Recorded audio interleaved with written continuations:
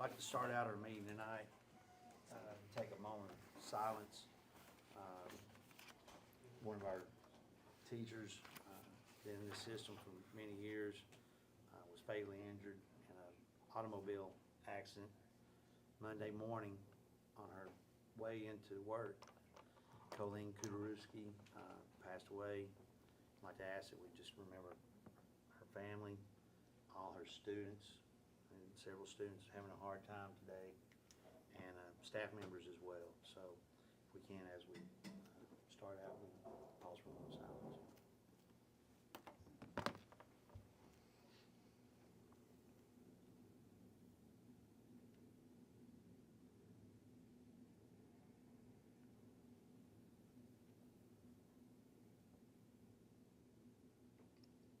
Thank you.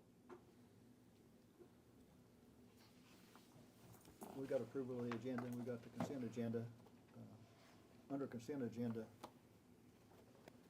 we got several items listed there, and I'm assuming those are the same contracts we signed last year on memorandum of understanding? Yes, on the consolidated application and the health department MOU, those are the exact same ones. The dates have only changed. Right. Field trips, I think there were some updates on field trips today. It got added to the list, so if you looked at this earlier in last week, there's been 2 or 3 field trips added since then, so everything should be good under consent agenda. And that takes us down to communications to the board. Remind me of what consolidated applications was again. That's the special education agreement each year, IDA. It's budget, how much of it's local, how much of it's federal. It's several pages on there on the application itself. Okay, oh, sorry. It's attached. Okay. I had to turn it sideways on mine, and I finally got it flipped around to where I could rotate it. Are there any questions on consolidated application that we need to answer? If we do, Ingrid will answer them. I'll make some of that. I could have made it up. Okay, Chuck. To me, all right. Just, I wanted to take a moment to recognize the work that went into making yesterday a really successful early release in a situation that kind of came up swiftly on us. We were obviously watching the weather. Angie Buckles had communicated Sunday evening. We started looking at it, watching it, but we thought it was going to be one of those situations where it didn't hit till later if it was, and it was only going to be storms with rain. And then about 10:30 or close to 11, we got the news that there was a watch in place, and so this team went to work rapidly. All of our schools did an excellent job of making sure students were provided lunch, and with it being the first day of school, plus the first day that many of these students have been in a new school, kindergartners, 6th graders, 9th graders, I just was really impressed with how our schools handled that as well and got everything taken care of. And then coupled with that, this morning, we had a situation that just came out quickly there again, that Sullivan East Middle was without water, and it was right at lunchtime. So they were able to get lunch served to the students. We got a report, Charlie and Jeremy Cobus shared with us that it was at least going to be 2 hours and up to 4 hours. And it turned out it was the right move. Charlie, what time did they finally get that on? Right at? About 2 o'clock when I got it turned back on, so it was out about 4 hours. Right, and if we'd had students there, it would have caused a situation. So we're hoping that Sullivan East Middle can go to school for a full day tomorrow. They've had 2 days at partial days, and there again, they handled it really well out at Sullivan East Middle. I stayed out there with them, helped a little bit in the cafeteria, and worked with the release till every student was gone. And it was well planned and well executed. So Okay, quick question. Are you on that email list from Jim Beam? I'm getting those, but I'm not on that list. Okay, I'll get that. They're being Okay. forwarded to me Okay. right now, so that would be good. Okay. Appreciate that. as you look on down the list there, we will have our new principals.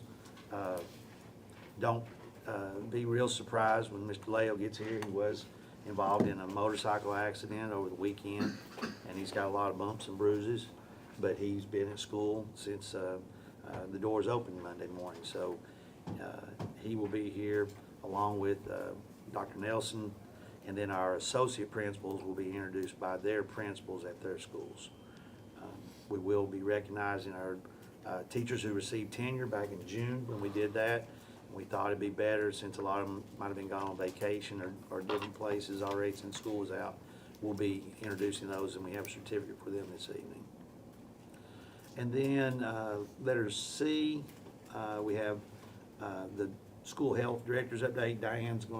Ms. Copus is gonna go over some new information pertaining to flu shots and how we are gonna have to approach that this year as just an information item, get some advice or your feelings on how it might look. Are we doing that now or at the board meeting? You wanna go ahead?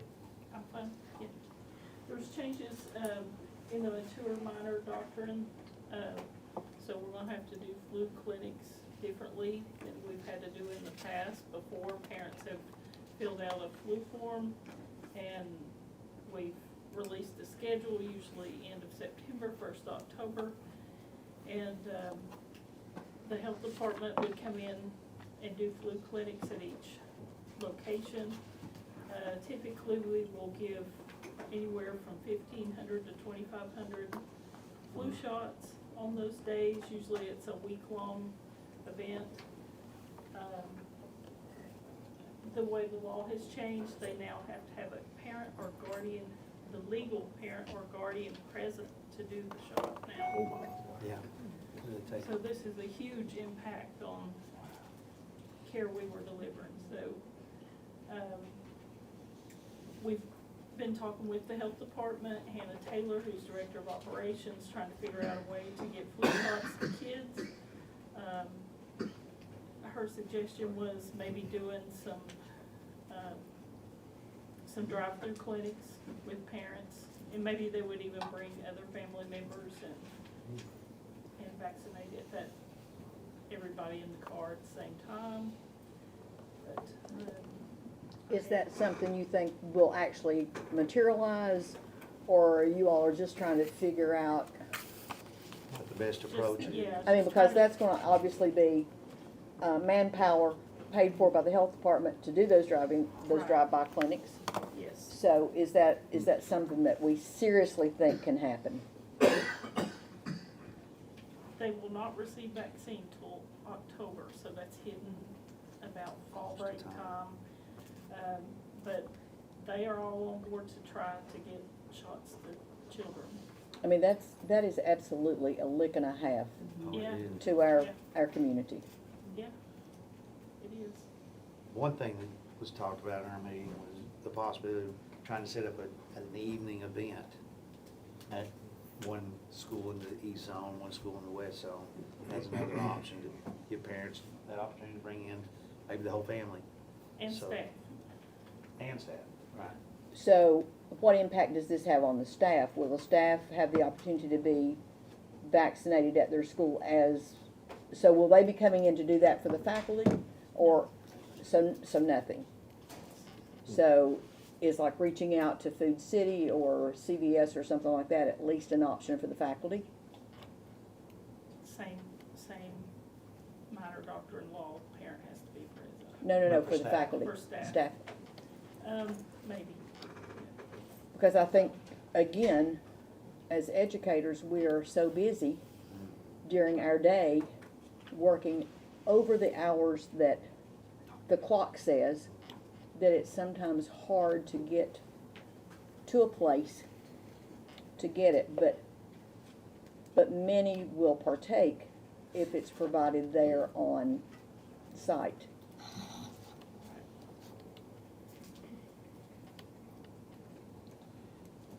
So that's That's just huge. How is this gonna be communicated to the parents? we would just be sending on communication if there's events that are scheduled. It's still it's not decided what the best format to do that is. And so we just wanted to share that with the board and see if there was any suggestions like Food City or somewhere that might be an option. But really, It's a sad thing. Basically, a fourth of our children receive those vaccines, and we're looking at a really tough flu season probably. Yes. without that.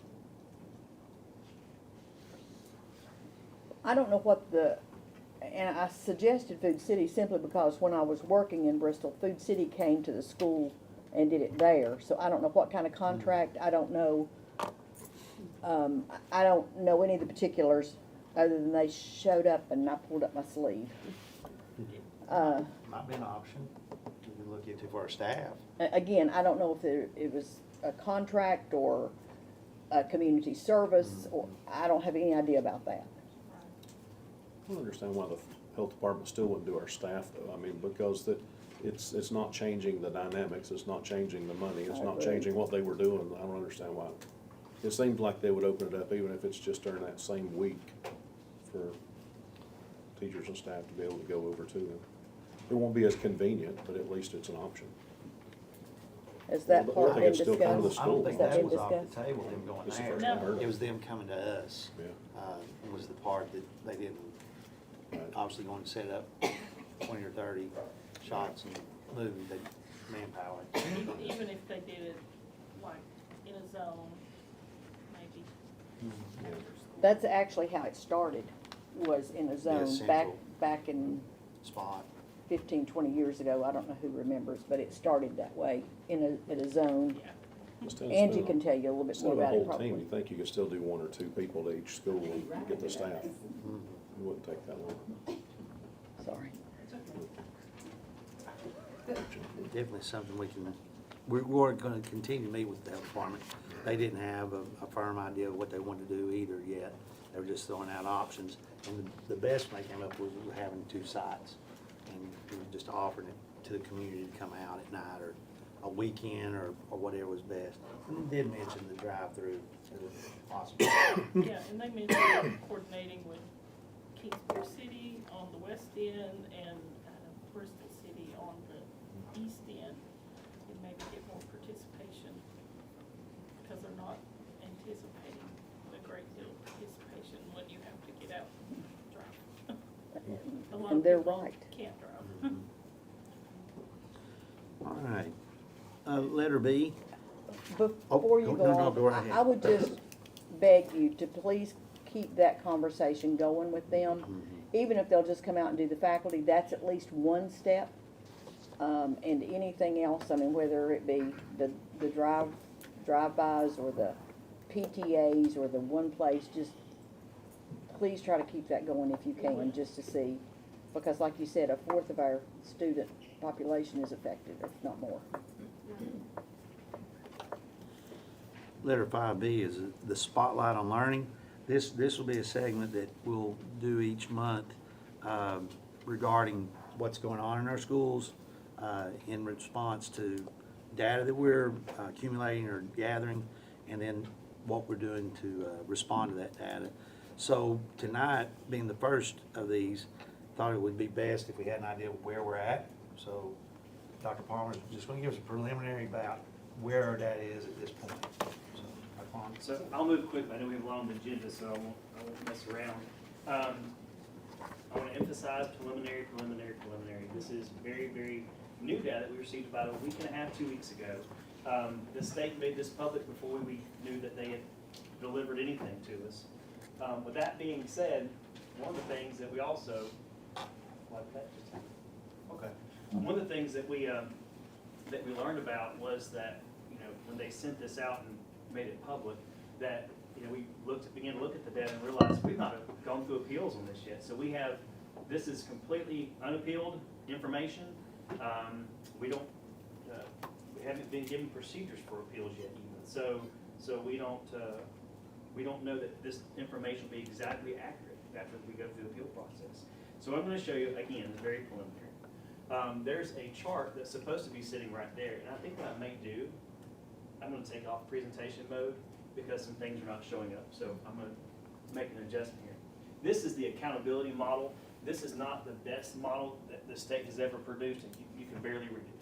And so, if you'd like for me to do a different presentation that has to do with all the parts and pieces of accountability, I can do that with a completely different and better presentation than what that chart gives you.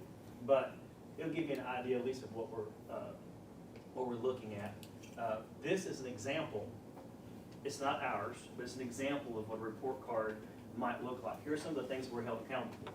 Achievement, growth, ready graduate information, graduation rate,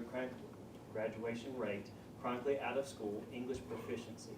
So with that being said, all these different parts and pieces, this is something I want to point out to you. What we received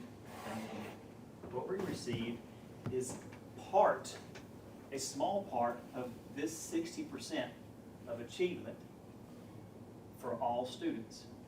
What has not been included in this data at all that we received is the other 40% for historically underserved student groups, okay? So that's when we get a complete report card, get all the data, you'll have all those boxes filled in. Right now, we have that much information that just basically sits on that one line. And we have that information without a score.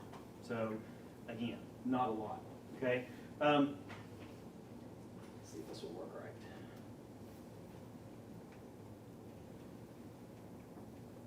So, as a lot of you already know, and if you're new to the board, I could sit down with you if you would like, okay? For us to get a score in English language proficiency, we have to have a certain number of students who fit in that category. We do not. So what the state asks us to do is to take that 10% that falls in that category and split it between these two parts here, achievement and growth. So that reflects how our report card will look to the state, okay? Take that out, put that 10% here to replace the 25, move to 30, and the 30% to 35, okay? And that's how our report card will be figured. Here's another way to look at that. This is K-8 in accountability, okay? 45% achievement, 35% growth. There's the ELPA number that will always kind of mark out. This is for high school. Notice the different parts of the pie that divide up that we receive a score on. It plays out a little differently. Again, Sullivan County's pie chart, at least for high school, looks like that, okay? Knock out the ELPA, it's 30 and 35 there, okay? So that's our accountability model. I guess that'd be the same thing for K-8, is that right, Kathy? So you would take and put an X here, and then you would add 5 and 5 there. So that's what that would look like for us, all right? So again, I'm gonna reemphasize how preliminary this all is. We will receive assessment files and more files are supposed to be coming to us to complete this information. We're hearing right now from the state that it may be another month or two.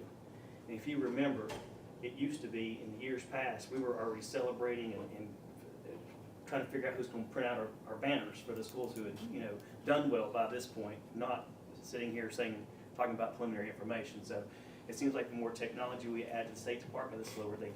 So again, here we go. Overall ELA. What you're seeing here, and I always have to grab my little notebook because they like to change the verbiage. These are all little bar graphs that indicate from the past several years, since 2017, 18, 19, 21, notice the skip, 22, 23, okay? Each bar itself starts with below expectations. The orange is approaching, the greenish color is meets expectations, and the blue is exceeds. This is Sullivan County information. Overall ELA. As you can see, if you follow this, you really want this number to go down, as it does here, and you want the blue and the green, lime, whatever you call it, you want that to go up, okay? And that will be your trend, as we'll call it, in our progress from over the past years, okay? So this is overall ELA. You can see this year's achievement rate at 35.6. It's right here. I wish I could make this bigger. As soon as I try to make it bigger, it'll go into presentation. You may not be able to see it real well. Let's try that at least. So that's what we're looking at. So now I'm going to move from ELA, and as I said, I'm going to move fast. I want you to see the trends. And the trends, ideally, we're looking at achievement, but the trends are gonna indicate your growth. We wanna see those numbers grow. We don't have the growth numbers, but you can kinda see where we're headed. And I think that's the part to be a little excited about. Overall math, Sullivan County, you can tell that trend is going up. And notice I'm gonna keep pointing between that gap here right there. 2020 is not there. So we're seeing, especially here, even from 2017, how overall math we've improved and getting better. And we would like to see this bar here get much lower. Is that K-8 overall math or what? That's entire school system, Entire that's school system. everybody. There is a breakdown, I'll get to I that in a know. second, that shows K-8 and then high school. Right. So, I can't, what's that, the circle you said 35%, what does that actually do? That's our percentage of it proficient says the or student not population, proficient. this report, all students. Basically, it's the That's the green proficient and the blue. advanced number, yeah. And if you take these two right here for this year and add them together, that's the percentage of achievement. And that's K through 12. Mhm, yes, Thank you. yes. All right, overall science, again, took a dip like everybody else. We're beginning to trend in the right direction. We expect that number to continue to increase, get better, and we want, of course, this to go down as well. It is, it's starting to go down. We want it to go down more. Science overall. Overall social studies. Going down, or I'm sorry, that goes the wrong direction. We got better, and then we didn't do as well here. So, room for growth there. And what's the That to be orange better. color again? What was it? The orange color is gonna be your approaching category. Close. So I noticed even back on the science, it was level across, Mhm. back up one. Right, yeah, there's science. There's science. Your decreases in that bottom percentile, the pinkish color. So you got growth going on in the two that you want to see growing, Yeah. but you're staying kind of stagnant with that approaching in all Yeah. three. We like to move as many, and this does count in the growth model, by the way, that we move students from this bar or from this category to this category, and from this to this. That does count to our good. So in that one, the orange has moved up just a little bit. I You can't see did, from here. but- yeah. Yeah. And not that we like that, but I like this a lot better, Right. you know, Are there numbers on and I top of certainly that? like that a lot better. Are there numbers on top of that? They What's are, what the it's two just so orange hard to num- read. The two orange number, can you tell, the last two orange numbers? Yeah, we're looking at 39 point something, Okay. and that's 41 point something. It kind of goes, you know, Okay. it's hard to see it, but Thank that's a you. 39 and 41. Thank you. Yes, sir. Can you send us this presentation? I wouldn't mind doing that at all. I'll be happy to send it to you. That'd be great. We'll keep going. All right, overall social studies, we looked at that already. We'll keep rolling. This gets more specific with math. This is a number I'm happy about from a standpoint that we have growth, we're getting stronger, okay? It's not anywhere where we want it to be, but we're getting better. Algebra 1, this number going down, or these numbers going up, that's what you want to see. But now the mauve color or the pink color, that's low, Mhm. Right, right. and it's still high, right? Oh, Yes. yeah, we're not happy with that, but I mean, but we are moving in the right direction. I'm gonna try to be positive. Hmm. We did contact the state about this. I don't know, this is algebra 2. I don't know why we have a big old hole here, right in the middle of this chart. The state simply did not send these numbers to us. So, don't know why. We've asked, we've not gotten a reply. I know you're surprised. So, it's hard to see, not much, I don't know what to make of this, because it's all just very flat, you know? And without these 2 years that are right in the middle, and of course 2020 is in there too, so we have 3 years of missing data. It's kind of hard to say much about where we are. The algebra 2, is that end of course data? Is that what we're talking Correct. about here, or? Correct. So, Which is a graduation requirement yes, as well. it is. Biology, it's bumping around a little bit. We lost, some of this is reflective of a couple of teachers that we lost. I hate to say that it makes that much difference that you lose some star teachers, but, you know, Miss Deming from North High School, for example, one of the best in the state. So we've seen some change right there that I do expect we're gonna continue to grow and get better there, but that was a big hit for us. Here's your ELA, 3 through 8. I'm very excited, 3 through 8 ELA. It's really, really good. I'm glad to see this kind of growth, getting better, much stronger. Some of the best scores we've seen for exceeds and all the way up and down, so that's really nice.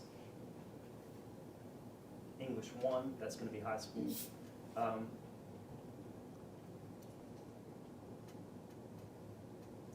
It flattened for us a little bit. We know what we can do to make that better. We're just taking steps to do that.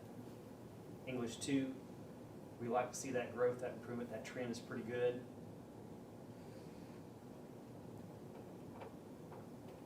That's, well, I won't go into it. We have a long agenda, so I'll keep moving. There's some explanation behind some of that. Geometry, pretty happy about this growth. This looks pretty good. Some of the best on some of these neighborhoods here that we've seen in a long time, so that's great. Now, is geometry being taught now as a junior level course, basically, instead of a sophomore? That's the movement. Right. It's, we're moving it over, you know, so next year, it'll be completely moved over more to the junior level course. They'll have some honors kids that will still be taking it as sophomores, some upper level, but we're getting it all moved over to junior. We feel like that's But that's one reason you're seeing some growth, probably because you're having a higher age group taking geometry. I think it makes a difference. Yes. And two, I'll also say, one of the major things that we found in talking to students who are taking the ACT, one of the things that we talk a lot about with students is that one of the major things on ACT is with geometry, and if they take it too early, they've forgotten it by the time they take the ACT in their junior year. So where we're, in contrary to what a lot of the state is doing, where most of the state is still doing Algebra 1 geometry, Algebra 2, I feel like it's helping us to make that move in geometry that we're making. So, we're gonna keep going. Science, 3-8. Did I? Oh, I didn't mean to do that. Yeah, we don't wanna skip that. I'm gonna brag on that a little bit. That 3-8 math is awesome. That's some good growth. I'm very excited about it. So, we definitely have some really good things going on there. And we can point to cohorts and schools where we're seeing some of that happen, and we're pretty happy about that. You will be able to break this down by individual schools, is that not correct? In other words, By the time we get all the information from the state, yes, it's gonna get broken down a lot more, we can see better. I mean, each individual principal will have access to Yes. these scores and be able to see where the They sure will. highlights are. Even, yes, sir, absolutely. But you need to be careful in some of the smaller schools, because I know. you get, You don't want to identify the, Yeah, because you get, yeah, you're exactly right. but All right. the principals have to have access to it. I mean, I think that's Yes. important. Absolutely. Be careful about what now? If there's only one class of teachers, then you're identifying the teacher, and that's, you've got to be very careful about what you release on, names and numbers on that. But the principal has to have access to it to make Why do you have to be careful confidentiality about this on some of it, on the students, or the teacher or the student? both. You're right, Mr. Jones. I know. It can be touchy, right? But I'm just Yeah. making sure that the principal will have access to it where they can Yes. work on teacher assignments and where they can work on student assignments and. Yes, sir. And to be honest with you, we can't wait on this. We're making adjustments already, to be honest Well, with no, you. that's- Because we do keep up with, we use our benchmark scores and other things to track and see where we are and do our best to make sure that by the time we get here, we already have a lot of solutions in place. How much of these scores were available before school started this year where principals had access to it to work on teacher assignments? Only raw data, but I do a lot with raw data. Okay. So I feel like we had what we needed to make adjustments and assignments, but, you know, with the raw data, all of that, although helpful to us, doesn't necessarily reflect what our score will be, because we have to go through appeals after we receive raw data, and then the state, they have so much rigmarole that goes into the figuring the score, we can almost never figure out what we're gonna be before we get there. So, Can I stop you just for a second? I got a follow-up. Is that written in code? No, Where would I find that? part of what you're dealing with here is names being published in a newspaper or somewhere else. I'm talking about teacher names. I know what you're getting at, but where's that rule written? Where's that? How's that expressed? Is it law? Is it policy? It's under what I would call the ethics policy. But it's not specified. No, it's not specified. It says, what you don't wanna do is release in the newspaper a list of teachers by name, Yeah. and here's their score, and that's what you've gotta be mighty I'm not careful. saying I want to release the newspaper, but as a school board member, I'd like to be able to see it. As an individual board member, you could. If we talk, I've asked before. if we talk about it here in a group setting Yeah. and put this up, then it becomes a public document, I so. understand. It's not like HIPAA or, No, nothing like that. So, could we do science? Keep you straight.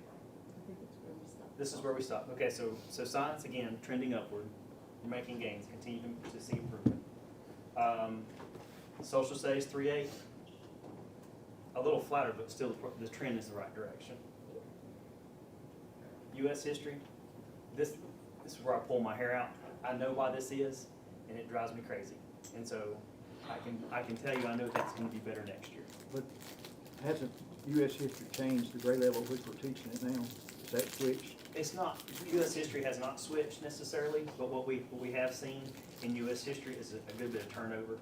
And that's one contributing factor to this one, to this score specifically. I'm used to dominating in US history.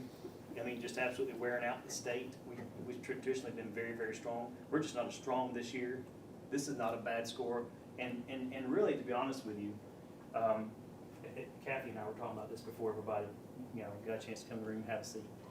Our scores here are pretty well trending with the state in most cases, with the increases that we've seen this year, and we're pretty happy about that part of it. You look at these scores pulled aside and pulled apart. You look at that and say, oh, that doesn't look very good. You look at the percentages, it doesn't look very good. It's not bad. We do feel like we're trending with the state pretty good. In particular, U.S. history, we're pretty close. It's just, we know we can do better, and that's what we're going for. We're not, it's fine, but we know we can do better, and that's what we're going for. you said a few minutes ago that we lost a few key teachers. We did. And that has an impact? It does. How many? 2? In the history department, yes. Okay. You're right on the button with that. We lost 2 teachers. I keep up. And unfortunately, you do. And when you have 2 teachers lost in a department that's not humongous, that could be So- that's a pretty big impact sometimes. I have another question. Yes, sir. Put in perspective to me how many students it makes I mean, you also have superstar students. Right. So how many superstar students does it make for us to start seeing? I mean, I know it's not a large number. Right. That's what I'm getting at. It's not a Right. large number, is it? It's not a humongous number, but so there's 2 things to consider when we talk about U.S. history in particular. Okay, so if you have 2 teachers, you're affecting an easy number, 100 kids per each of those teachers. Okay, well, let's even be more conservative. Let's say 90 students for each of those teachers. Okay. So that's a pretty good number of students. Okay, now let's say in all of our schools where we've made a big push for AP, for dual enrollment, for all, those classes are replacing students who would normally be taking U.S. history. So you take U.S. history, you take the upper students right off the top of that, who would have been scoring your very best scores that would have really influenced that little blue bar right there. You take all those students off the top, and then that's what we have. So you lose 2 teachers, some of your veteran, Yeah. who know how to teach, I'm not gonna say to the test, but they know what the kids need to know. They know the standards. They know what the students are gonna have by the time they get to the end of the year. You take 2 of those out, and then you have the increases that we've had, which we're excited about. We're bragging about it because it's wonderful that we have so many kids taking AP, dual enrollment, and those types of things. If you take that off the top, that's a large part of that number. So how long does it take a new hire, a new teacher that's going to be good to get there? It depends on the teacher. I mean, but in any Typically. profession, they say 5 to 7 years. And I think that's pretty close to what we're I think looking it's pretty about any job, isn't it? at, about any job.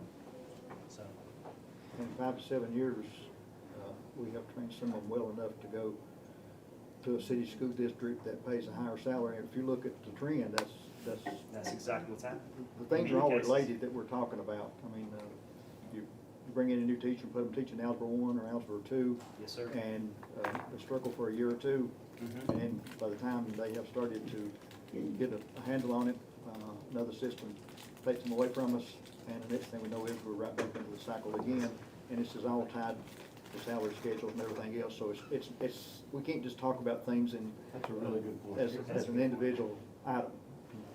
That's a really good point. To your point, Mr. Jones, our teachers joke about what a good training ground Sullivan County is. That is You true. know, I mean, it's, It is, So- it's a regional joke, not just, yes, ma'am. not a joke, I don't, that's Yeah, not the right probably not- word. probably not the right But way a to great put it. training ground Sullivan County is. Yes, and we do have great teachers, and And- we're very, very proud of them. And other systems see it that way. I mean, I happened to be on the other side at one time. Yes, sir. And you knew that you could look and see who was making the scores. And that's another, That's that's right. another reason for not releasing names of who has the high scores, because that puts a target on who do we want to recruit. That's right. And there is recruiting that goes on in the teaching industry, believe it or not, by school systems. Absolutely, absolutely. Well, so in summary, and I'm happy to share this with you, whatever you would like, I'll share it. I'll tell you it's not much, but I'm happy to give it to you. That appears to be, indicate that we're headed the right direction in most places. Where we do have some downward trends, I can pretty well point to why and what's happened and why we are where we are. No real surprises. We've just talked about some of those things. We do have a little less than half of our data. When we talked about earlier that report card, and I showed you 60% and 40%. That subgroup data that makes up 40% of our report card, just to be completely honest, I have no idea what that looks like. And more than just Sullivan County, there'll be a lot of districts that'll get hamstringed by that 40%. Not knowing what it is, you look at that data, you think you're in one place, only to find out the subgroup data is not what you hoped it would be, and then you're like, that was a surprise. So I don't know what that is. It could be great and push us up even further, but it's an unknown, okay? So I wouldn't want to be misleading in any way to show you all those good trends and then let you believe that, oh, this is it, we're gonna be great. I don't know that, okay? Brent, is there any way to go back and look at, like, Algebra 2 as an example? Yes. Right now, we've got Algebra 2 courses that are taught year-long, 90 minutes a day, year-long. Yes, sir. We've got other Algebra 2 classes that's taught one semester, basically, right? That's correct. And is there any way to compare end-of-course tests for those that's doing on a semester basis versus those that's doing the entire year? I can tell you right off the bat, our students that are taking it in semester long are absolutely blowing the year longs out of the water. But that has a lot to do with the kids that are signing up for that semester long Right. class. It basically, the semester class is an honors class. That's correct. And they're, It's hard to compare the two. I mean, you have kids that are motivated, that are, they're either gonna be doctors, they're gonna be engineers, they're gonna be, they're going after it, 90-0, and yeah, those semester long classes are just, they're wearing it out. They're doing wonderful. And, But if you put everybody in a semester-long class and try to condense everybody, Oh. we would see a decrease. Yes, sir. In our, because there's discussion about that, was we not. absolutely. Well, Well, the kids that are in the year-long, for the most part, are pretty much hand-picked because they need in small doses throughout. I mean, is that not That still is the way it absolutely is? true, and I'll be honest, the students that are in the semester, that's your minority of students. Most students, we can talk about Algebra 2, that is hard. That's one of the hardest things we teach in high school is Algebra 2, and right behind it's Algebra 1. Yeah, and most students need more time to absorb that information. It's difficult. And so, I think what we're doing, as far as the year-long versus semesters working, we have kids that they want to take that semester because they want to go to physics, they want to go to calculus, they want to go, and that's wonderful. They have an opportunity to do that. For most students, that year-long is really a very positive thing for them. I The agree, and year-long is basically a matter of they're able to pass with the year-long. If you put them in that semester, it'd be a fail for you rather than a pass. It would be in a lot Because of that cases. hand selection of knowing which kid needs to go in I there. tutored some last year in the semester class, and there's a lot of condensed work Mhm. in a semester class. Yeah. Mhm. That it needs to be spread out. And you mentioned a few minutes ago, like in US history, if they take a dual enrollment class, they don't take an end-of-course test in that dual enrollment class, do they? If they take the AP, they do not. If they take I guess in dual enrollment, they don't either. That's correct. They do So, not. by So we lose doing, all of those. by doing dual enrollment and by doing AP, you're losing some of the top scores Oh, yes, on Mhm. the data that you've got here. that's exactly right. So the higher your dual enrollment, the decrease in Right. the course testing. That's exactly true. And at the same time, though, I'll say, as someone who's, my sole purpose is to do the best job I can for students and families, I'm not gonna discourage students and families from doing the dual enrollment with AP because I I totally feel agree. it's so much better for them. I want to encourage you, but I want us to Yes. understand Right, that that's the key, is we understand. if we put too much emphasis on the data here, Exactly. it may look like that, we are hurting ourselves, and we're not. We're helping the students, and that's what we should be focused on. Exactly, exactly. I'm glad you said that. That's Yes. exactly what I want to make sure was clear to everybody. Our data needs to be driving our decision-making, but our decisions have to be based on what's best for students. And I feel like we're doing that. Yes. I really do. Yes, sir. Math teachers, Yes, sir. does everybody that everybody that teaches algebra 1 and 2, do they also teach calculus, or do we have people who just teach calculus, or do we have enough students that we can do that? We have in most cases, our Algebra 1 teachers are Algebra 1 teachers in most cases. And then- For example, at East, where you have a little smaller population, we can feather away from that a little bit more. So an algebra teacher might also be teaching in Algebra 2. For the most part, if you have a strong teacher that's teaching a statistics class, a lot of the upper level math classes where you don't have as many students taking those classes, you might have a statistics and a calculus teacher, for example, in the upper level. But what we've really worked hard in doing is finding, and I'll admit it's score-based. We're using our data to find our most effective teachers for Algebra 1, our most effective teachers for Geometry and Algebra 2, and they're getting most of those classes because we feel like that's what's right for kids. So we do tend to have a lot of teachers that, even particularly this year, who are Algebra 1 all day long, and that's what they're good at, and that's good for kids, And I figured that's the way it would work, but I Yes, wondered sir. when we get up to calculus, what else do they do? The teachers that do calculus, because the numbers are not huge, That's calculus what- that's numbers, what I thought. a lot of times it's pre-calculus, it's statistics classes that they're teaching in addition to the That's what I calculus was getting classes. at. Yes, sir. And a good Good calculus question. teacher doesn't always make a good algebra 1 teacher. That's the truth. I can hear you. That's the truth. I said, a good calculus teacher doesn't always make a good algebra 1 teacher. It's true. It's true. Coming from a math teacher, right? That's right. That's exactly right. Do you all have any questions for me? Thank you. And then, again, if you want me to do a different presentation to go over the accountability piece, I've got one for that. It's pretty good. Takes a little while, but I'll be happy to do that for you sometime. So going forward, what our Thank you, plans Brent. will be, yes, Thank thank you, you. Dr. Martin. Yes, ma'am. Our plans will be each month to address a specific area from the data, from what we're doing to address it. And that's what we'll call our spotlight on learning. Thank you. Thank Do you have a number of how many third graders were retained this year based on end of course? Retained, I think it is I two, think it was two. yeah, the pathways The- helped a oh, lot. tremendously. Those pathways. There's a significant number of students who are doing the full year of tutoring. So do you have a number of how many are actually have to be assigned a tutor? I can get that for you. I think it's important with all the emphasis we had in Yeah. the news media and all the turmoil we had this spring about the test, that we have some data to go on. If we only have 2 students that's That's a retained. great number. That's a great number. But It's here kinda again, Deceptive. that's exactly where I was going. So we have the push that we want every kid to read by the 3rd grade. And we're not gonna pass them, no matter what, blah, blah, blah. And everybody is all in an uproar, parents, kids, nervous, sick, throwing up, all this stuff.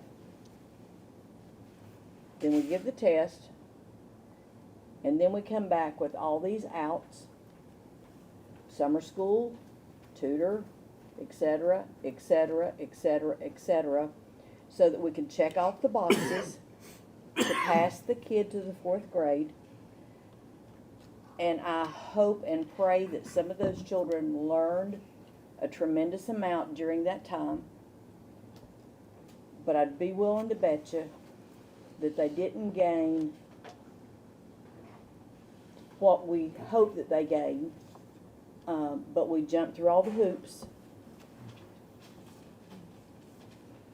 Are you trying to politely say that summer camps and stuff may not be as effective as regular? I'm not trying to politely say that, because I think anytime you have them in summer camp, I think that's good. I think anytime we have them tutored, I think that's good. But it's like, it was pass-fail. That's what we were locked into. Then we were given these opportunities. Well, we'll let them do this, and if they accomplish this, then we'll pass them. So to me, it became more of a game again with the powers that be, whomever that be, of let's make sure we get the child moved from point A to point B, and we'll do whatever we need to do here in the middle to make that happen, instead of giving us what I said originally, in that we need more support, K1, 2, 3, Yes. to get those kids prepared. Give us those tutors in kindergarten, give us those tutors in first grade, and let us work with them all year, just like we were talking about with the math and the all year in the semester. You can't accomplish in summer school, and anybody in here that's taught summer school, you can't accomplish in 6 weeks of summer school what that teacher did over 9 months. What do we have? I'm not gonna say another word. What, I am.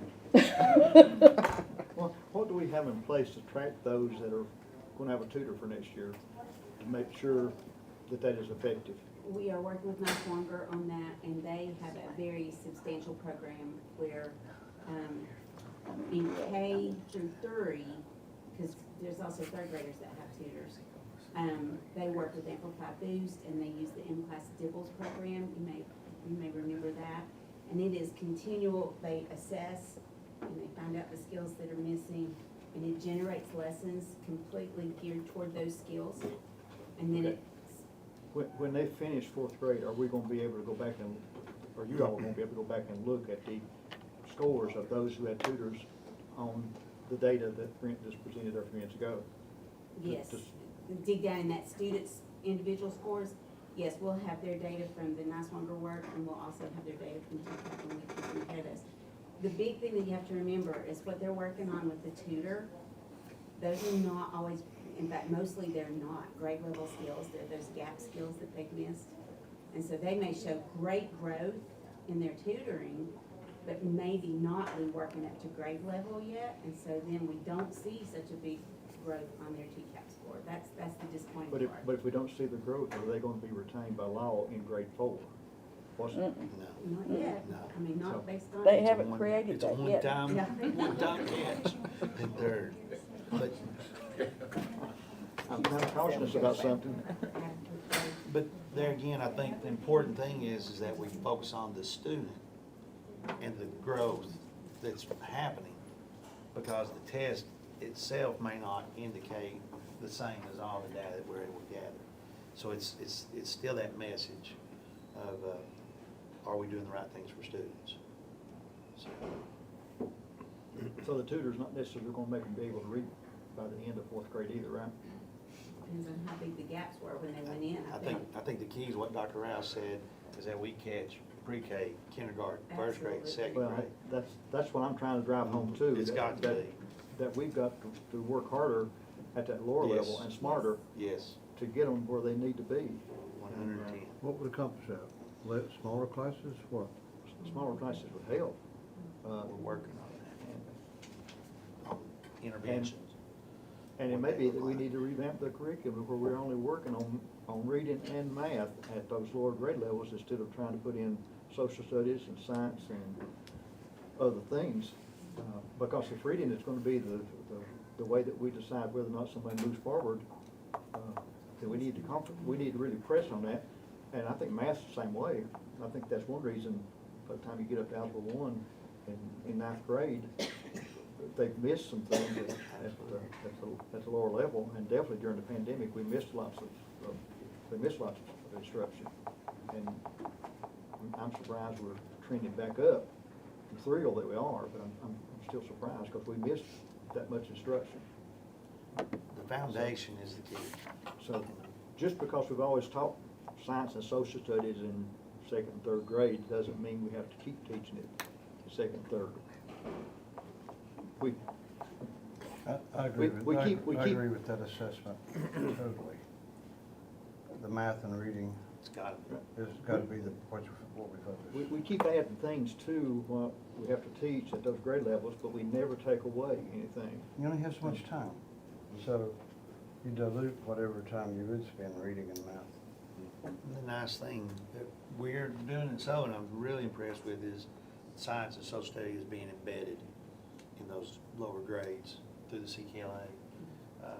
And so that'll be something ongoing that we'll discuss with you more, as well as options there that we can make sure the teachers understand that's your focus. So, Randall, if we did what you said, could this board do that like locally Yes. and just, would we do that before school of some year and make that decision? There's nothing in the lower grade level curriculum-wise, law-wise, that says that you have to teach social studies, right?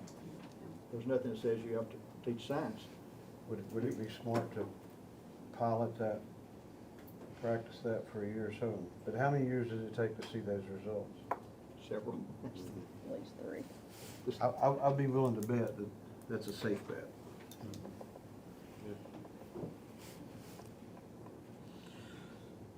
Well, but thank you, and thank you again, Dr. Palmer and Ms. Nestor there. Unfinished business, Henry Hart, Mr. Jones. As I reported last month, we got no offers on the Henry Har, but we do have some after the auction closed, and we need to take a look at opening it back up on the advice of the attorney for an auction. And I looked at 3 dates. If we wanted to do it 3 days this time instead of the whole week, we could, or if we just want to do it one day, we could do that. Amy Griselle can do it again. And one thought that I have is if we open it, auction up at, on Saturday morning, August the 19th, and close it down at noon on August the 22nd, I think that's a Monday. 22nd's Tuesday. Okay, close it down on Tuesday at noon. That would give us from Saturday morning up to noon on Tuesday to accept bids on this. We do have one written bid that came in after the fact, and I told that individual I would contact him with the date, once we set the date, and let him know. And then there's a couple others that expressed an interest also. Or we can just do one day. It doesn't really matter. But if it's 2 or 3 days, it gives people time to at least make sure that that's what they want to do. Why wouldn't we do a week again? I mean, was there? Nobody bid on it the first of the week, Oh, and I it know. was just kind Oh, of. okay, I got you. What about the trade? That's the other thing that's on the list. If you want me to pursue talking to the neighbor, the board would need to take action to authorize me to at least talk with him, not to do any negotiating, but just to talk with him again and bring something back, bring back both options. If we did the auction and got a price, if the board authorized me or Chuck to talk with the neighbor about a possible trade, then we could bring it back for board action of here's 2 possibilities. I personally think we'd be better off with the trade than we would And what little money we'd get out of And it. when he and I talked, he said, once you finish your auction, call me, come back over and walk the property and show me what you've got in mind here. And of course, what I had in mind was basically 100-foot strip in width, all the way back to the cemetery that's goes on to Jericho Drive. And it would require getting one small section from the company that owns that. It's basically a culvert right above the cemetery. But if we did something with that later on, you'd have to buy access to that. But it was something that he said definitely he would talk about, but we didn't talk about whether it be an even swap or anything. We didn't talk about any money or anything of that nature. He just said, come back over and talk if the auction doesn't meet your needs. He was very cooperative,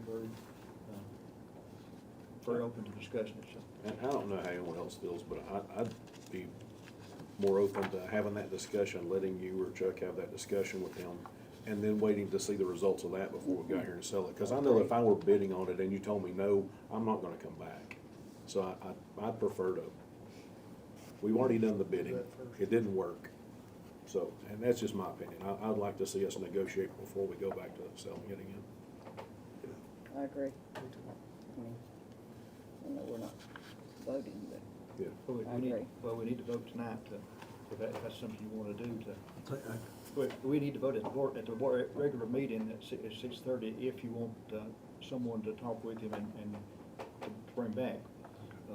Now, the next, board meeting will probably is set for September the 7th, so it would be something that would have to be brought back, you know, by then. And, so if you don't wanna set a date for an auction, that needs to, well, tonight when we do the board meeting, we need to make sure we clarify that so that the people that I've talked with would know that we're not gonna take any prices until we talk with that individual. And he may say, no, I have no interest, but, Let's have a conversation. we'll need a motion to that effect for, at tonight's meeting, and, you can authorize me and Chuck to go over this as the executive team and, walk the property and talk with him. Or if you want to authorize Matthew or somebody else, it doesn't matter. But the executive team would probably be the approach to take. So you, and/or, I mean, if either one of you are together or Right. whatever, I think that'd be a good one. And, but it's definitely one that you want to walk and make sure of what you've looked at, and that he understands what we're talking about also. You said September the 6th, but that's a Wednesday. September You said 7th. 7th? 7th. Did you say 7th?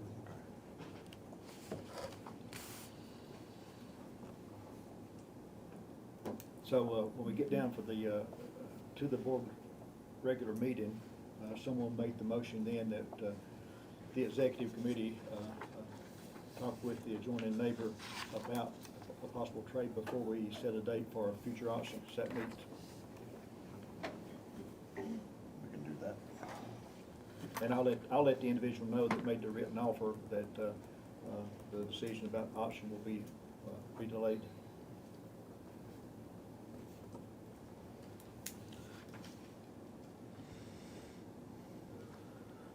You want to discuss the Holston warehouse? Yep, the Okay. old Holston warehouse. If you look at the attachment on your website, there is a note there that says we have to hire a civil engineer to tell us how to get rid of the asbestos and everything that's in the building. And it would take board action for us to do that. So I don't know if we want to make a decision on that tonight or not. The note came from Chris Davis, from Amber Torbett, and there's a statement in that note that says there's 25,000 square feet of asbestos in that building. I don't know where that number came from. I don't know if there's, Charlie, do you know? Yes, it's off the asbestos report that I have for that building. Uh-huh. The asbestos around the piping had been removed, but it's still the tile floor. Based on that asbestos report, it states approximately 25,000 square foot. So that was nothing was ever done to it when asbestos was removed back in the 80s? They just took it off the pipe, the steam lines and stuff, is according to that report.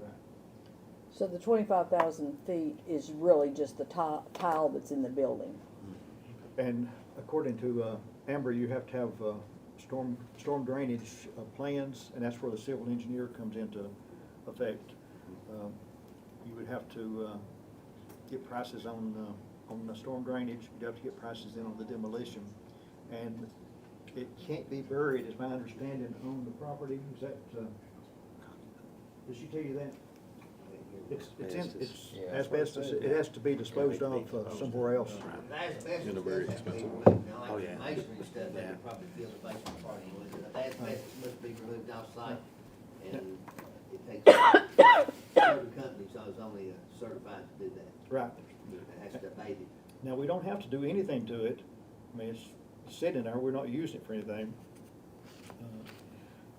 But we need to know what direction to move in. But even if we were to take down that portion, We can't take it down Take anything down. because of the asbestos. and then we gotta have the plan for the, stormwater Let it fall drainage. in on itself. So, you know, it's let it sit and do nothing. Still gonna be expensive. I think that would be more of a risk than tearing it down, because you don't know who's gonna get in there, and I hate to leave Right. something like that in the community. That's what we discussed last month. Mr. Jones, I don't think there's any asbestos in the section that we've got. Oh, good. It's only in the classrooms on the lower end. Now, don't hold me to that, but I don't think That that would be section- great. I don't think that section has any in it, okay?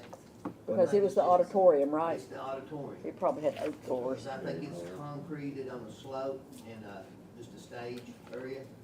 But That'd be great. I don't know, don't hold me to that, but I think all the asbestos is in the classrooms in the other part of the main building. Okay, now, her email, I can't find it here.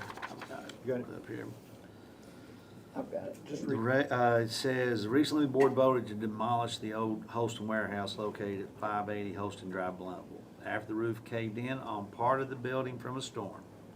The building has not been used other than storing records and furniture for a few years now. Thought this would be an easy process to bid out to contractors, however, nothing's ever easy. Per Amber Torbett in Planning and Codes, we will need a civil PE engineer for plans to ensure that all erosion control meets TDEC requirements. The plans will need to show all the demo and where the debris is going, salvage, demolition, landfill, burned on site, buried, etc.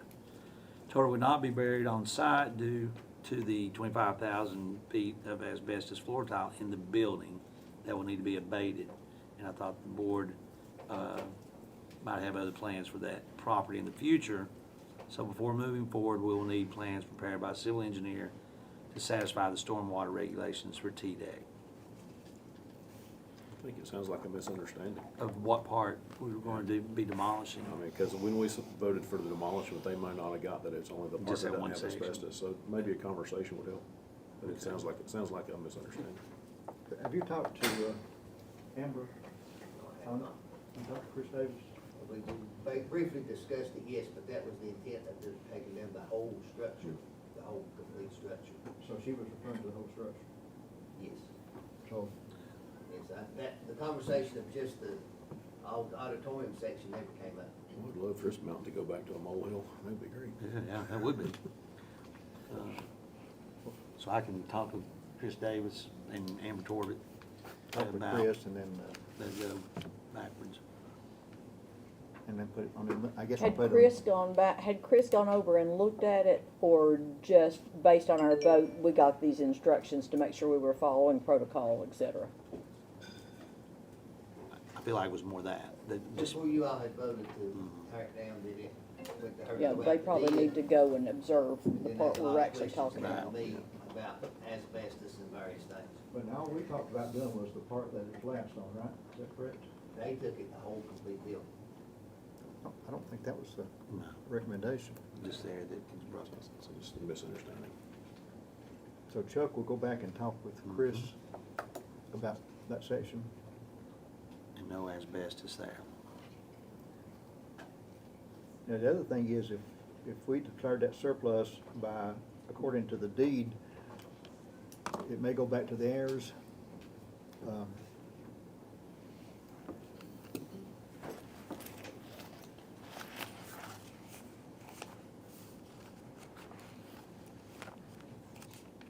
So that would be a no action item tonight then, right?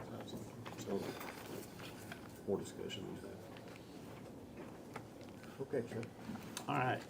I believe the next item, Amber has an updated list. Amber, there was just a couple of things I was different, correct? Yes, so I apologize for presenting to you a second time. The first time I presented, I did so before receiving our final ice cream renewal pricing. And although I anticipated about a 10 to 15% increase in some items, some came back 30 to 40%. We also had some discontinued items and new items. So everything's highlighted in yellow that changed. And Mr. Iverson, I did take the moment to take out the jam and jelly item for you. Well, thank you. You're welcome. But you added the fudge bar up to 75 cents. I did, I apologize, I did have to do that. So everything is highlighted in yellow. If the full line is yellow, that means it was a new item to us. If it was just the price, that is just what changed. So not all of them changed, but some of them did come back much higher than I anticipated. Anything there? Anyone else, any questions or anything? Can I go back to the old Holston warehouse? Yeah. Is it Christina that you need to be talking to, or is it Amber or her? Christina has to bid it, so she has to put out the specs for bidding, and that's how Amber got involved in it. So Christina's the one that, she may have to go back and talk to Amber. I'm just thinking Yeah. that one of them's gonna have to go, Amber or Luke, or one of them's gonna have to go out and actually look. Right. So I didn't know if that would save the step if we talked to them, or if it should go, I'm just making, I talked with Christina about that she has the misunderstanding about what it's about, because if it's the section that doesn't have asbestos, then the only thing we might have to worry about is stormwater drainage. I'm not sure about that. Probably not. but I'm thinking that Amber You're- or you're- Luke or somebody will have to go look. I mean, rather than us just saying, hey, it's here and there's no asbestos here. Somebody else is gonna have to Yeah, confirm. but Christina will have to do that then Okay. to make sure. Now, you're on the planning commission, right? So,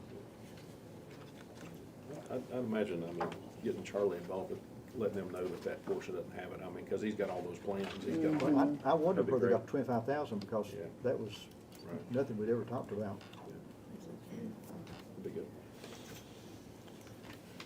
But Charlie, you think that they can bury in the ground Not- where the foundation was? Not all of it, not, we still have to do some of it off the property, but it was like, some of the masonry and stuff like that could have been possible, that was just out loud thinking with me and Chris, you know what I'm saying? And smooth it over with gravel, that it might be a future used for something else, okay? Okay. And still keep our big metal building intact, because we keep all our filters, glue, and everything in that building, we keep a lot of stuff stored in it, Well, I mean- it's protection. Well, but asbestos in floor tiles is really not a huge deal, I mean, because there's ways to rope, like the foam that you put down as you take it up, I mean, there's workarounds for that. But I mean, the tiles and a lot of the stuff, insulation's a huge deal, so. But she was talking about the walls and everything. We used to Oh, have to yeah. do that at the school, we used to have to take and replace some tile in the school, and it was actually the glue. Yeah. And we had to get a company come in and do it and abate it, and then I get a report back, and they have to come in and do our quality and stuff like that, to okay everything, it's just a formality, it's not a real big deal, but we're not allowed to do it, it's only certain companies that can do that. I think we can only move like 3 square feet, the max we can move within a certain period of time. If you had a little spot, we could do that, but it's a lot of paperwork. All right, moving on, 6D, is listed as Communities and Schools MOU. That was an MOU that we presented back in June, and the recommendation was to let Chris McCarty in his office do a review of that. They did complete a review and gave us their approval to go forth and use it. Use that MOU, and if we are so inclined to have that partnership, what that would mean is a service in each of the middle schools. There'd be a counselor type position provided by Communities and Schools. Did reach out to Bristol City Schools, who have been using Communities and Schools, started last year as well, partial year, and Dr. Tudor said she was very pleased and was actually going to look to increase the number of those, moving it down into their elementary schools. So just like to ask for a recommendation or approval of signing that MOU tonight. Does the MOU say that it's for middle schools only? 'Cause I didn't think. I think ours is just for middle school, with the potential. Okay. I didn't think it mentioned any schools, I may be wrong when the, Specific schools. right. I was thinking. it I said- remember some of the discussion we had last time, it seemed very intrusive, is that normal then, or is that, it, That's why I had my original questions. right, yeah, so I mean,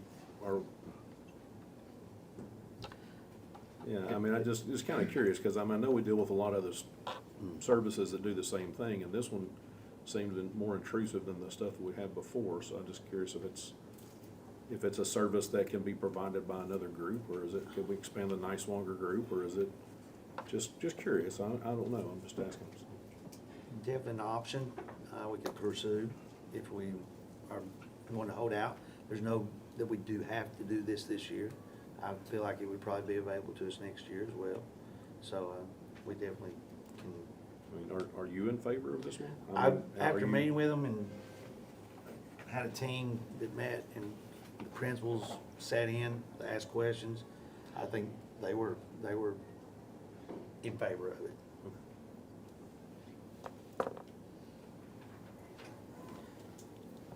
Any other conversation there? Moving on down to new business then. You have a pretty good group of policy updates. These are all updates that were recommended by TSBA due to changes in law, waivers of rules.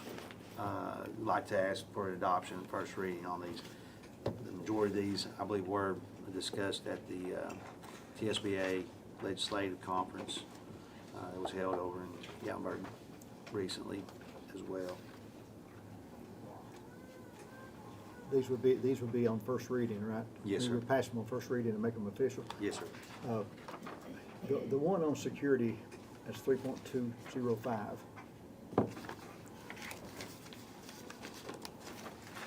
I know the principals have been given some updates on that. Can you update the board about what all was changed on that? Because it's, The biggest change are, with this, and deals with exterior doors. All exterior doors obviously have to be locked at all times.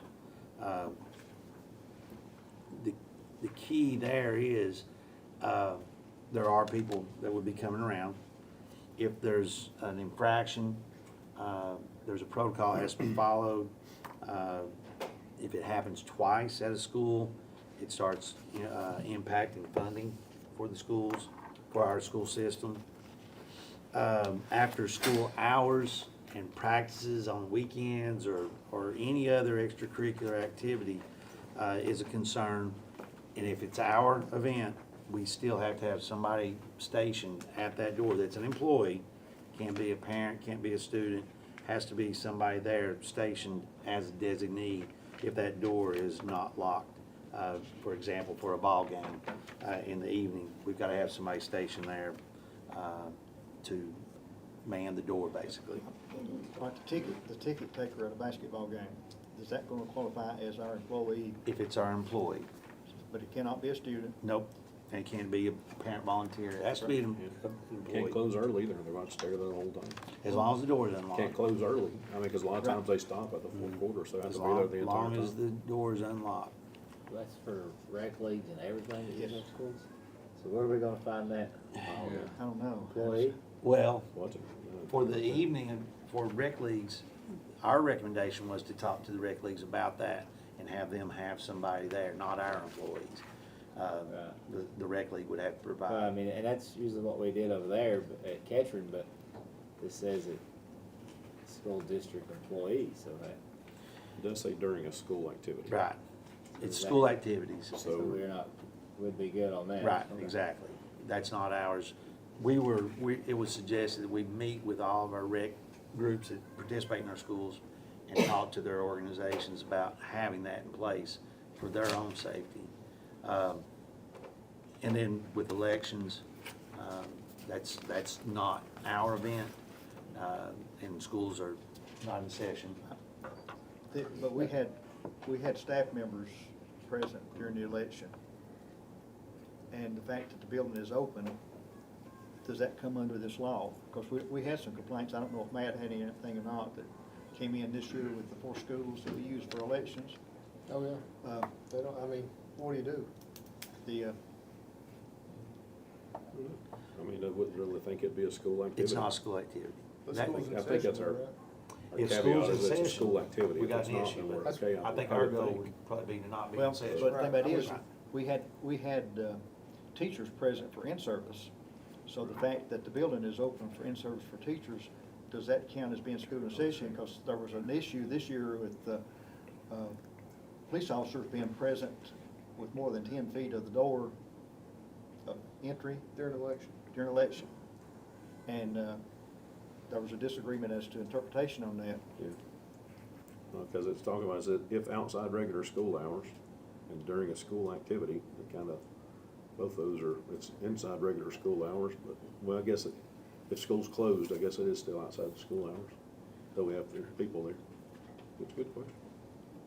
And I think there's only 4 buildings that we use. And surely we're not the only county in the state that uses schools for elections.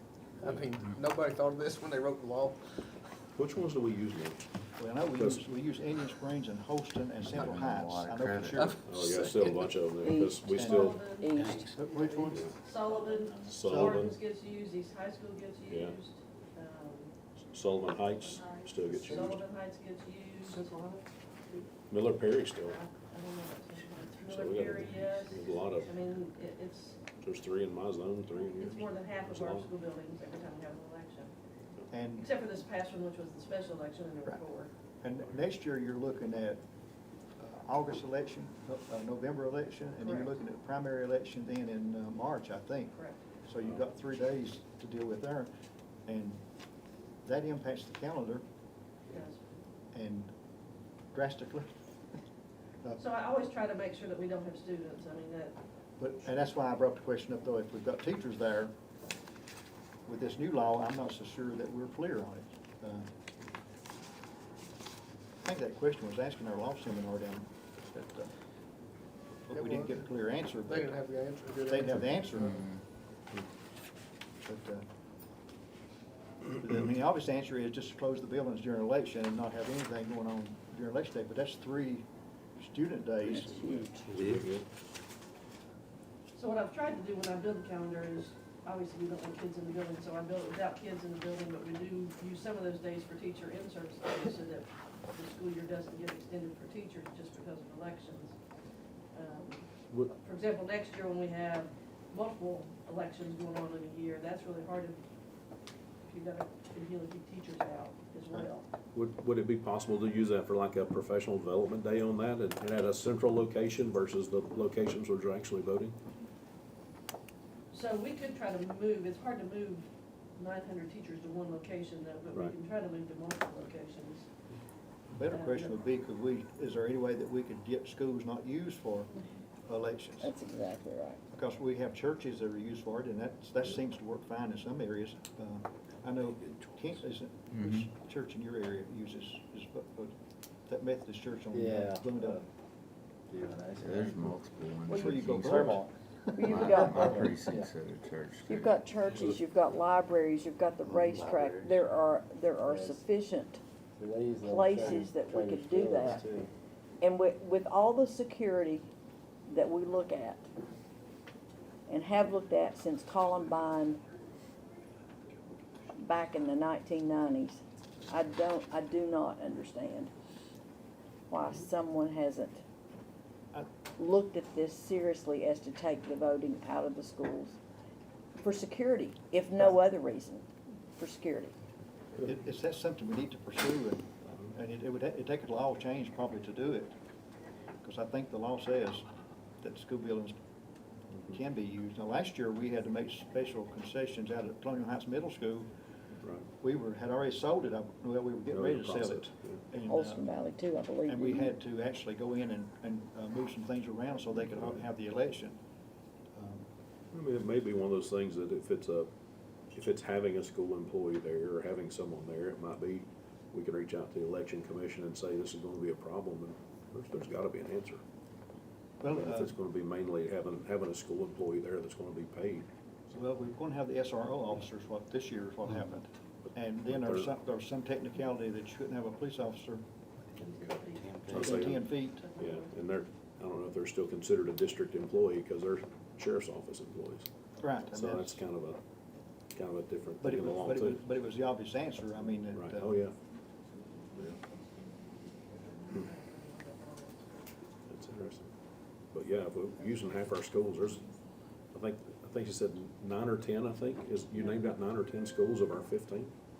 So, there's gotta be a, because they're paying the people to be there for the actual election, so maybe they have to pay one of our people to be there for the door security. I think going forward, that would probably be the recommendation. I talked with the election commission, and they said, Okay. going forward, we can start looking at that.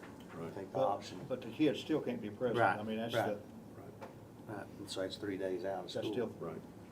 for this next year. So, Primary's that early? March, right? Wow, it's early. well, we got one August the 1st. And then and the general election's, November the 6th or something like that. And then March the 5th or something for the primary. Oh, But it's, it's really early. but have all of our teachers been updated on this security change? yes, principals been trained. On this agenda. They've met with their teachers and their faculty meetings in service at the beginning of the year. And it's been recommended it's a constant conversation. Okay. So anytime they can't unlock the door, can they unlock the door and just have somebody there selling tickets? That's fine, correct? Yes, Okay. as long as somebody's 'Cause stationed I was at there. one, okay, and I think maybe they misunderstood, because they actually, and it Had it makes locked. sense. Yeah, and they had somebody holding the door open the whole time, so that makes sense, okay, Yeah. so they misunderstood. They can unlock it, they just gotta have it manned for those And men. see, that's how it was always, that we had to run things over there, was recommended to us, and that's what we did. If it was there, Somebody somebody there. was on the door. So that, it's not gonna change a tremendous thing for our sporting events, because we normally, like I said, even a basketball game, they're there 3/4. They might walk away in the fourth, so they can't walk away until the Right. game's over and everybody's gone. So it's gonna extend that. I mean, They it's could walk gonna away cost- as long as they lock that door. As long as I lock the door. Well, But yeah, even- but- But even when you have an open house for parents coming in. Oh, yeah. You gotta have You've somebody. gotta have stationed. somebody point. at the door. You Yeah. can't, Yeah, good point. So and- it's gonna be an increase in, Yes. a line increase. Right. Yeah. One area that, traditionally, say coaches are having practice on Saturday, put something in the door there, go in and start practice. That Right. no longer can be Can't the do that, case. right. Can't do that. And I stress that to our coaches, all coaches, when I met with them. So it's really a major change when it comes down to it. I mean, PTA meetings and everything, that's a school event, Yeah, you're right. so It'd really be hard on the election commission to find that many spots, wouldn't it? probably would be. Possibly, yeah. I'd like to work with them if we could. Yeah, I hate to lose 3 teaching days, right, that impacts our testing scores. right. So, Can't wait a minute. How many, do we, how many professional development days do we have in a normal year?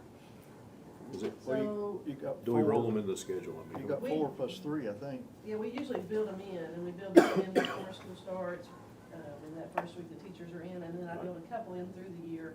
Okay, And generally, I mean, it's a rare occasion we're not building at least one in for an election of some nature. We Okay. even have to build some in for city elections because they used our sites. right, okay, yeah. Even So, though it wasn't. but 3 is excessive, but I mean, but that, is that, So the 3 is actually, we have one for March that falls in this year's calendar, and then we Okay. have 2 in next year's Oh, calendar, okay. which would be the August, and then the November. okay. So even though it's 3 technically in a calendar year, it's only 1 for the academic year this year, and then 2 for Okay. next year's academic year. So the 2 in March, or no, I'm sorry, the August and November We're are doing already built in in-service. PD, or in service, or whatever. Yes. We're closed on the November the 5th, aren't we, or 6th? Students are out, but we are, as adults, are not. Okay. So, but what you're talking about is that still might be an issue if they're in the building, so that's why I was wondering if a PD day where they can actually be at a central location might be, because neither of the high schools are used, so that would be, Yeah, I do think we could go to multiple locations. I don't see any, I don't. Elementary, middle, because maybe. if it gives you 5 or 6 buildings not used, then 5 or 6 options, so it's not terrible. But, okay, thank you. Any other conversation on the policies? So we will make a recommendation to adopt these on first reading as a group. Great. All of them are recommended by TSBA based on laws, is that? The policies. Yes. Yeah, policies, okay. For B, this is just a conversation piece, a discussion item, just to share where we're at on the proposed calendar for 24-25. I'd like to let you look at that. If you have any suggestions, questions, Ms. Buckles is working on that, and we'll submit it to the calendar committee, and then we'll bring it back for approval. So we're going to the council. We'll come back to, with it as a final to ask for approval. Matthew's the calendar committee. Calendar committee person, so if you have any, issues with the proposed calendar, if you can let us know, we'll give it to Ms. Buckles, Mr. Spivey. Can you survey the community like you used to do? Just, I know that it's, I can. I know that. I mean, I I'd can't- love to wager with somebody what the results are gonna be, because I know what they're gonna be. Everybody wants off the Wednesday before Thanksgiving, everybody wants fall break, everybody wants spring break, and then everybody's happy. I know And that's built the that answers. again. Give them a choice of a 3-day fall break or a Oh, 5-day. that would get 0 votes. But at least there's a choice there. Okay, I don't mind this in the survey out, I'll open it up for a week. I had calls last year because they didn't have any involvement in, Yeah. Yep. They got everything. I said, well, we knew what you were thinking anyway, so, Yeah, but, it's the same way every year. Right. Sure, I'll do that. okay. All right. Next on our agenda is the NAEP assessment. And basically, we've been contacted that 2 of our schools, Bluff City Elementary and Westridge, will have been selected to be a part of the National Assessment of Educational Progress, NAEP. And basically, what NAEP does is test schools across the country, and then they provide a snapshot of where we're at in these specific grades as a country, and then we get that data as well. And so that will be taking place between January 29th and March 8th of 2024. And for those 2 schools, 4th grade reading and math at Bluff City Elementary will be assessed, and then at Westridge, 12th grade reading and math. It's not really anything, we've been selected. And it really is not optional. It's not really optional, no. Are they on site, or they, It'll be on site, yes. so the entire time? I haven't been involved in the NAEP test in the last few years, but is it paper and pencil, or? It was paper and pencil. I know it used to be, I didn't know if it's still. And it's managed very well, they send all that information directly to the school, and so Okay. Just somebody has to manage yet, one more thing. Right, and it's another test. One more test. Yeah, that's the hard part. You don't get excited when they. But it's not, it's not, Not to be selected. It was not a woo-hoo moment? No, You pray you're not selected. it's not something you can say, we don't want it. no. Gotcha. Okay.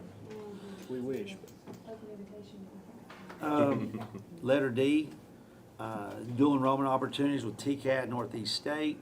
Of course, we already have a robust program with these 2 institutions, but Ms. Magic, do you want to kind of share what is being proposed or is being requested to look at more? So for, spring of 2024, at Westridge, we're looking at adding cosmetology and criminal justice as a dual enrollment course. And that would, the students would get so many years knocked off of the program if they were to attend TCAT upon graduation. We've started both those programs as dual enrollment at Sullivan East. We'll start criminal justice in the fall, and then in the spring, cosmetology. So that MOU has already been signed, so we would just add that to Westridge in the spring. Maybe on our campuses. We would have to travel to TCAT. Exactly. Right. And it would be our students, Yes. Yes, no outsiders. No. not in this part of it. We got another remote, but we're gonna present. Go ahead. Culinary. So, they're proposing, culinary to start as a dual enrollment in fall of 2024. And that would be in our culinary program on site at Westridge.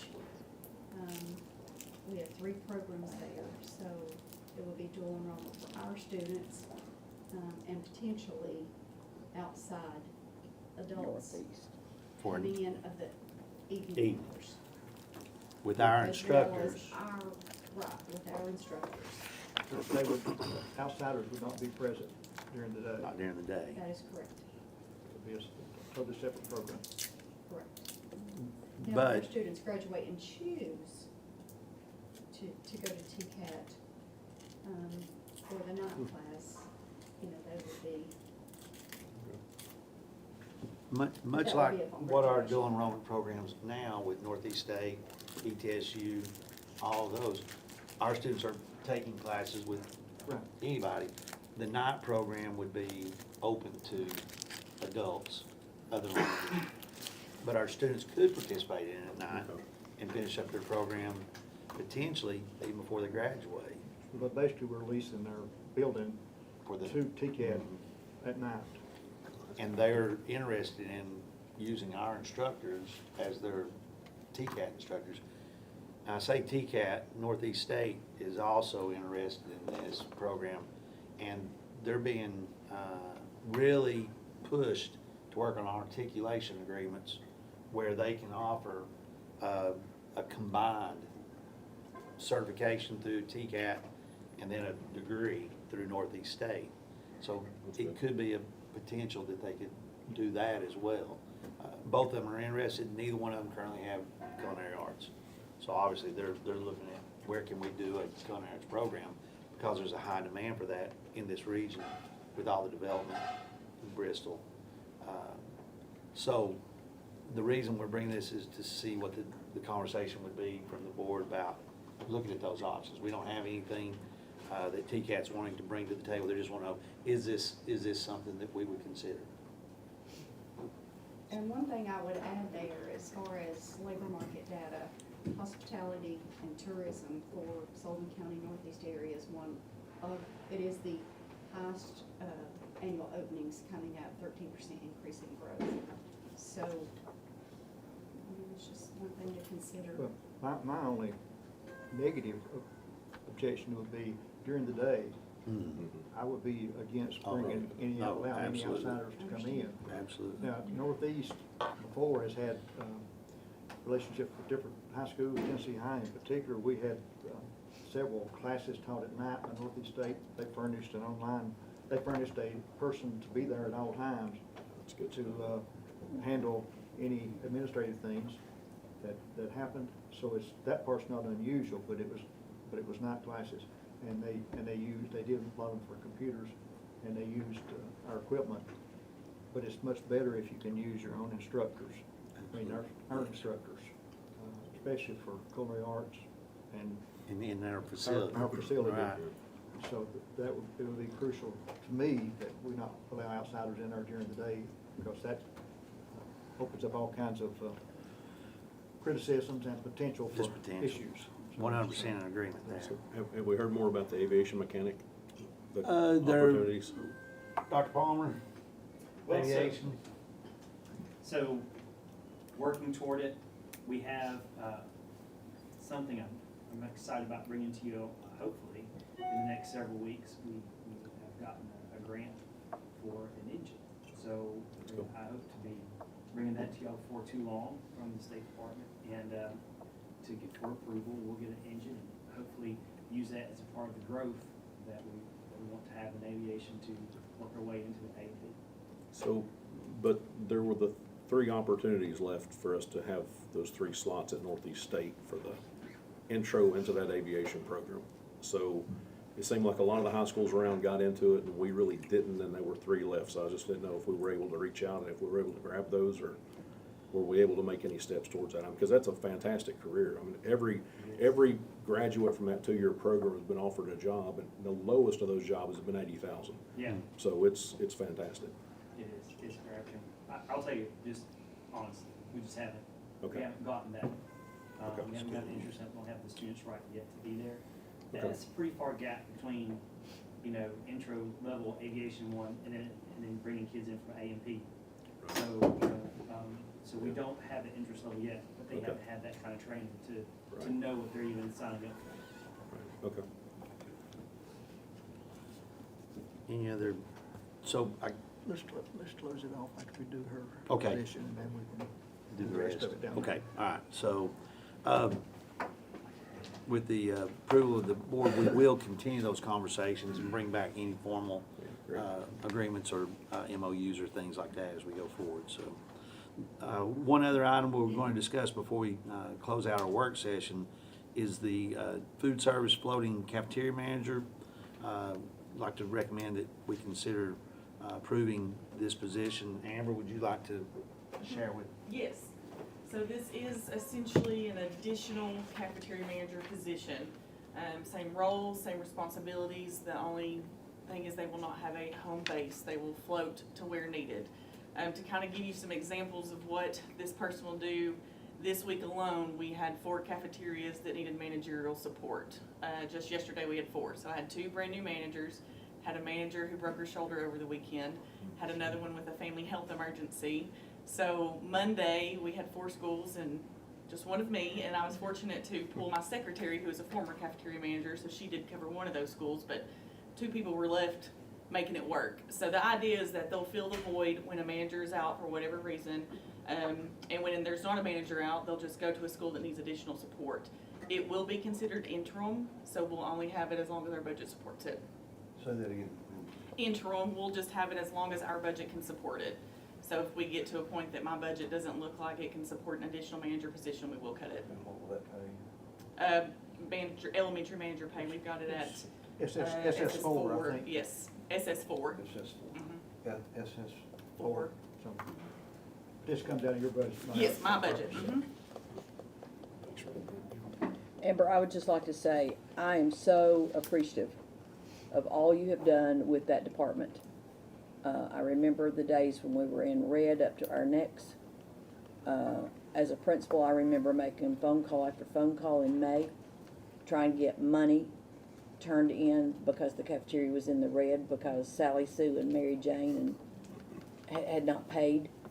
I made lots of those phone calls, and you have just done a miracle with that department, and I just thank you very much. From a principal, from a board member, you've done a great job. Well, thank you. I cannot take full credit. It is not just me. Everyone in those cafeterias make it work. We make it work as a team, so, but thank you. We just have a few minutes, but can I ask a few quick questions? Lunch price is now about $3.10 or something? High school's $3, middle school's $2.75, and elementary's $2.50. So they did not change from previously when we had paying meal prices. How do we make up